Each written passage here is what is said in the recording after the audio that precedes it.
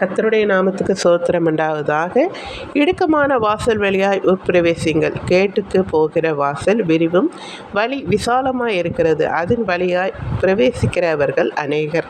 ஜீவனுக்கு போகிற வாசல் இடுக்கமும் வழி நெருக்கமுமாய் இருக்கிறது, அதை கண்டுபிடிக்கிறவர்கள் சிலர். எனக்கு அன்பானவர்களே, பரிசுத்தமாக வாழ்வது எளிதல்ல. கர்த்தரின் துணையுடன் எளிதாக வாழ முடியும்.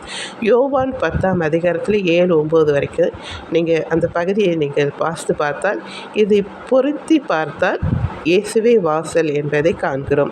அவரை நம்பி அவரை சார்ந்து வாழ்வதே நிலை பெறு வாழ்வதற்கான வழியாகும். உலகில் பெரும்பான்மை மக்கள் எளிதான பாதையில் செல்வதை விரும்புகின்றனர். இவர்கள் தங்கள் முடிவான நரகத்தை குறித்து எண்ணாமலேயே வாழ்கின்றனர். இவர்களுக்காக ஜெபிப்பதும் இவர்களை எச்சரிப்பதும் நமது கடமை. ஆனால் நாம் தேவனுடைய வழியிலே போகிறது தான் உண்மையாலுமே நல்லது. அதில் நல்ல வழியை தேர்ந்தெடுக்கும் போது கஷ்டமாக தான் இருக்கும். ஆனால் அந்த இடுக்கமான வாசல் வழியாய் பிரவேசிங்கள்.